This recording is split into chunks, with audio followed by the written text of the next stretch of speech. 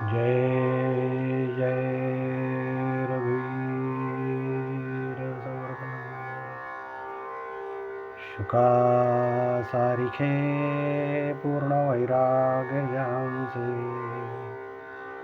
वसिष्ठा परिज्ञान योगेश्वरांचे कवी वाल्मिका सारिखा मान्य ऐसा नमस्कार माझा सद्गुरु रामदासा जानकी जीवन स्मरण जय जय राम महारुद्र हनुमान की जय समर्थ रामदास स्वामी महाराज की जय जय जय रघुवीर समर्थ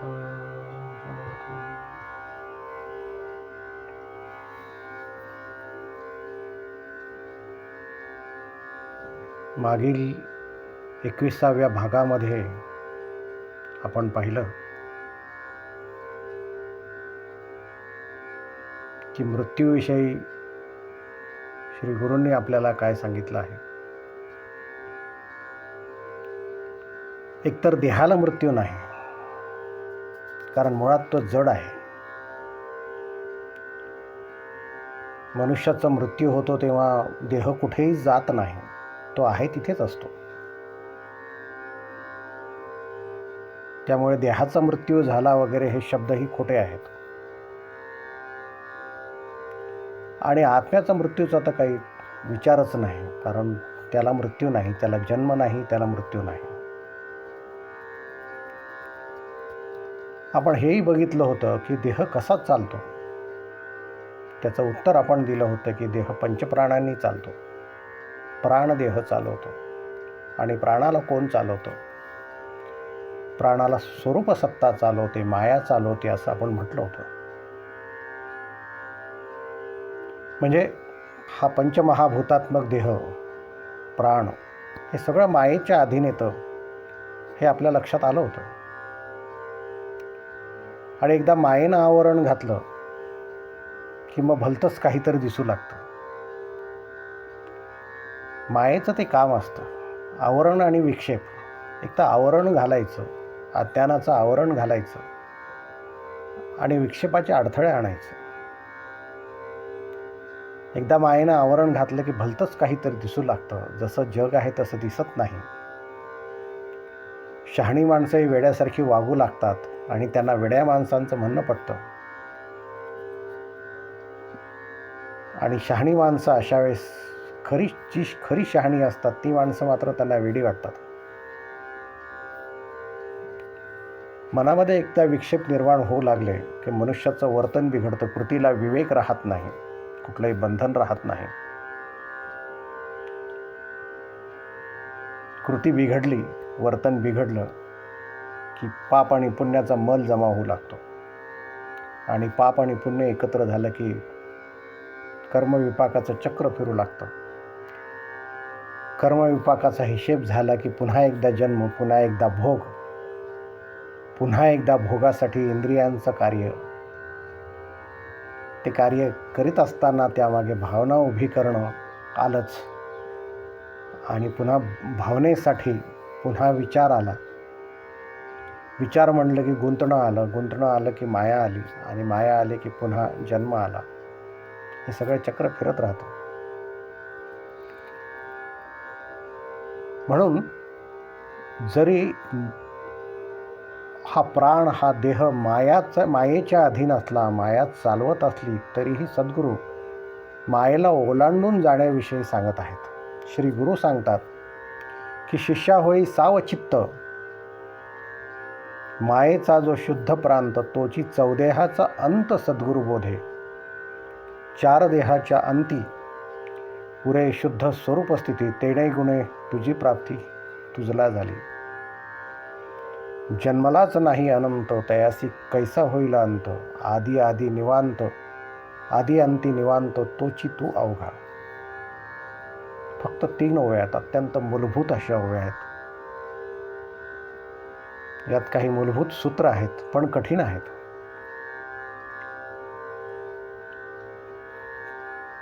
महत्त्वाचं कारण असं आहे की काही सिद्धांत समजून घेणं गरजेचं असतं. प्राण आहे हो, पंचप्राण आहेत.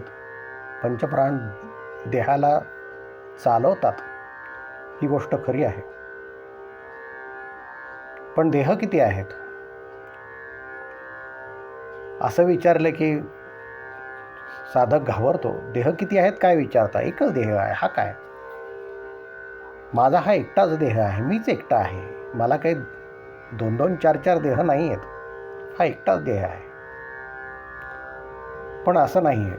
श्री गुरु सांगतात की शिष्या होई सावचित्त, मायेचा जो शुद्ध प्रांत तोची चौदेहाचा अंत सद्गुरु बोधे.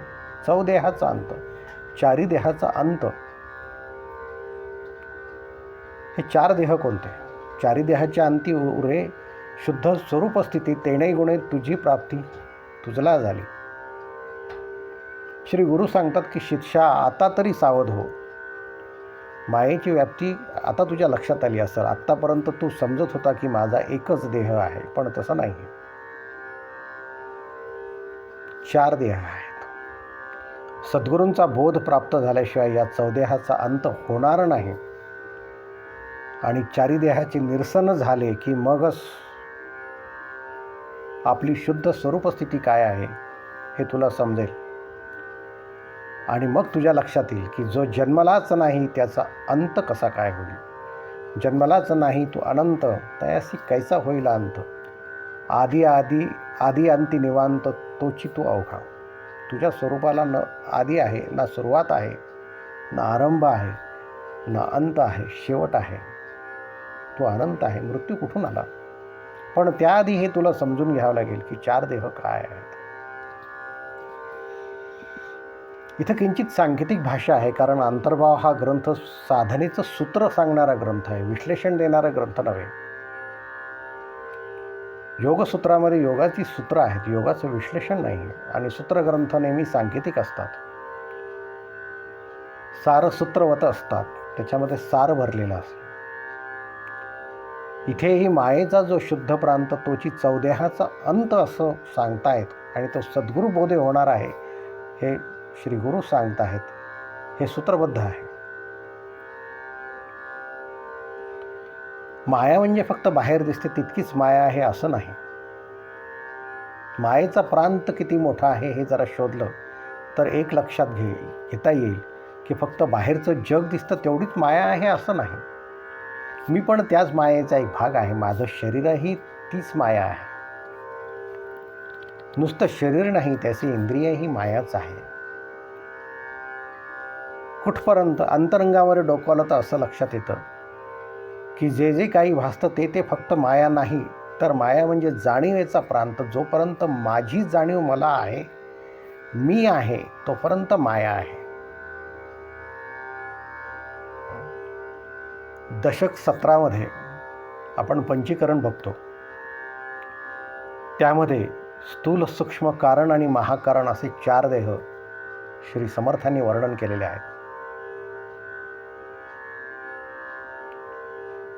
आणि यामध्ये 4 देह, 4 अवस्था, त्याचे 4 अभिमान म्हणजे अहंकार, जाणता, त्याची 4 स्थाने आहेत.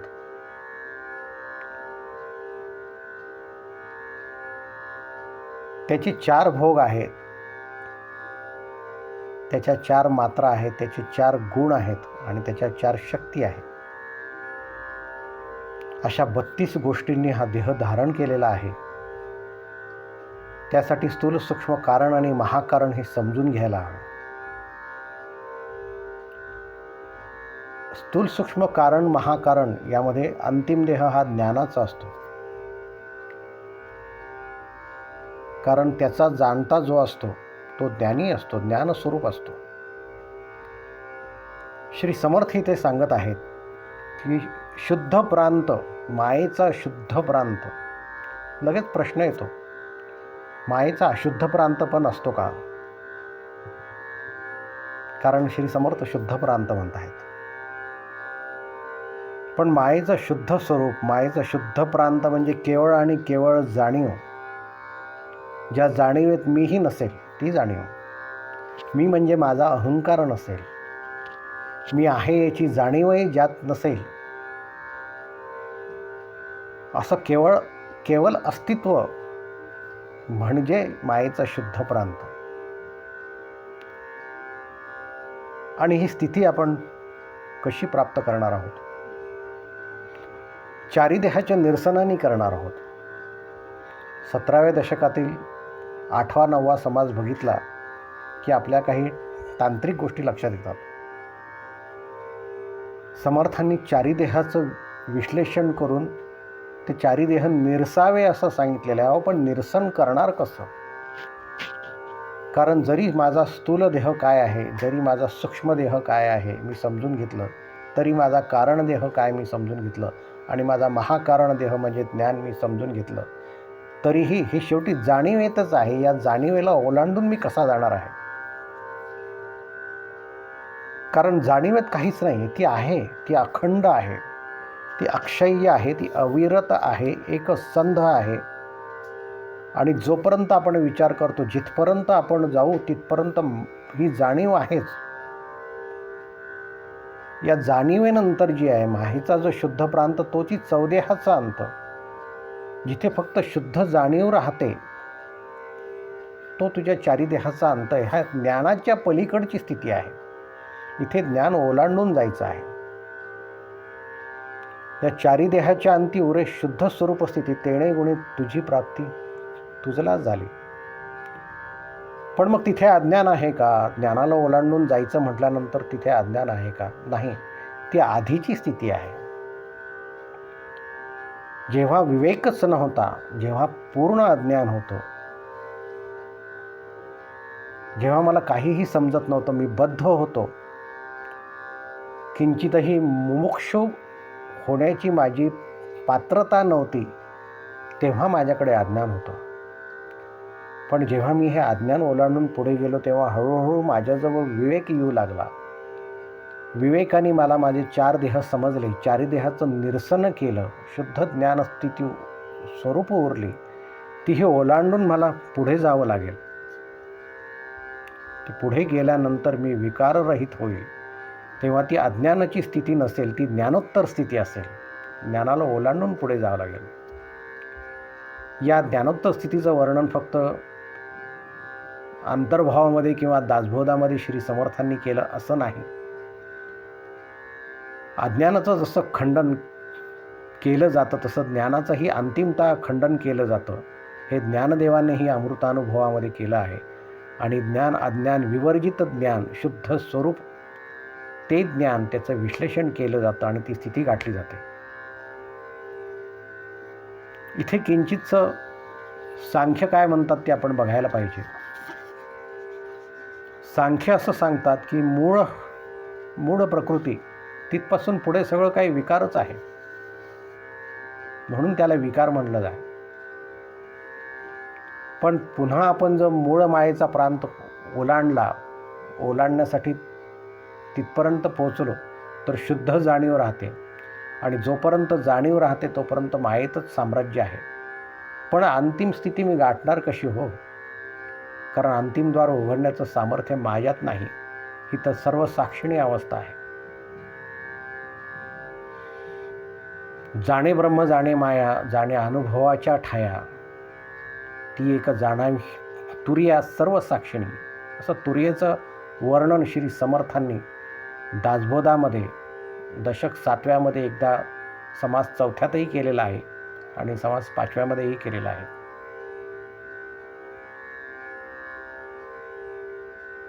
थोडंसं अवघड आहे, समजून घ्यायला किंचितचं अवघड आहे.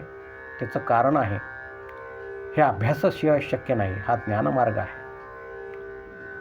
आणि जोपर्यंत चारी देहाचं निरसन होत नाही, जोपर्यंत त्याला ओलांडून मी पलीकडे जात नाही, मूळ मायेचा प्रांत ओलांडत नाही, तोपर्यंत शुद्ध स्वरूप स्थिती म्हणजे काय ते मला कळणार नाही. ही साक्षी अवस्था, 4थी अवस्था म्हणजे साक्षी अवस्था, ती ज्ञानशक्ती, महाकारण देह, ही अंतिम स्थिती. साक्षी अवस्थेला ओलांडून मी पलीकडे जाणार आहे. आणि तिला ओलांडलं की मायेचा प्रांत संपतो. कारण ही अशी अवस्था असते, साक्षी अवस्था ही अशी अवस्था असते, एकीकडे तुम्हाला जड मायेचंही भान असतं आणि दुसरीकडे ब्रह्मस्वरूपाचं निर्गुणत्वही तुम्हाला जाणवत असतं. पण हे अंतिम द्वैत असतं. समर्थांनी सांगितलेलं आहे की ही अवस्था धोक्याची आहे, कारण हे प्रत्यक्ष द्वैतच आहे, जरी शुद्ध जाणीव असली तरी. मी याला ओलांडून जाणार कसा? कारण शेवटी अंतिमतः मी साधना करत करत एका टप्प्याला पोहोचणार आहे, पोहोचलो आहे. 3 देह ओलांडले आहे, 4था देहही संपत आला आहे. 4थ्या देहाच्या अंती सर्व साक्षिणी अशी अवस्था आहे, महाकारण देह आहे, ज्ञानस्थिती आहे. याला मी ओलांडणार कसं? कारण माझ्या हातात काही नाही आहे, यापुढे साधना नाही आहे. श्री गुरु सांगतात, तोची 4देहाचा अंत सद्गुरु बोधे. लक्षात ठेवा, हा बोध श्री गुरूंशिवाय शक्य नाही. दासबोधातही आपण वारंवार सगुणाकडून निर्गुणाकडे जाणे हा शब्द वापरतो. सगुण रक्षून निर्गुण असाही शब्द वापरतो. पण निरुपाधिक ब्रह्म गाठणं एवढी सोपी गोष्ट नाही, कारण 4ही देहाचा अंत झाल्याशिवाय निरुपाधिक ब्रह्म म्हणजे काय ते आपल्याला समजणारच नाही, कारण तिथे कुठलीही उपाधी नाही. ते ब्रह्म निष्प्रपंच आहे, त्याला प्रापंचिक साधना चालणार नाही. त्यासाठी प्रपंचाचं उपशम होईल अशीच साधना करणं गरजेचं आहे. त्याला ओलांडून जाणं गरजेचं आहे आणि ती साधना तेव्हाच होईल जेव्हा सद्गुरू ते देतील. त्यासाठी आधी मला सगुणाची साधना पूर्ण करून पलीकडे जावे लागणार आहे. त्यासाठी मायेचा प्रांत ओलांडावा लागणार आहे. श्री समर्थ सांगतात, तू त्याला ओलांडून जाणार कसा? श्री गुरु सांगतात की तोची 4देहाचा अंत सद्गुरु बोधे, आणि ही स्थिती एकदा तू अनुभवली की मग कसला मृत्यू आणि कसला जन्म. समर्थांनी हेच आपल्याला वारंवार 21 समासीतही सांगितले आहे, आत्मारामातही सांगितलेलं आहे, दासबोधातही सांगितलेलं आहे, आणि याचं नित्य स्मरण राहावं म्हणून श्री समर्थ अंतर्भावामध्येही सांगत आहे. याला श्री समर्थांनी पूर्ण ज्ञान, पूर्ण समाधान, निश्चयात्मक ज्ञान, बोध असे शब्द वापरलेले आहेत. पण यावरही तू संशय घेणार आहेस का? संशय घेतला तर मग मात्र श्री गुरु रागवतील. श्री गुरु यानंतर काय सांगत आहेत हे आपण पुढच्या 23व्या भागात बघूयात. आज आपण इथेच थांबूयात. जय जय रघुवीर समर्थ.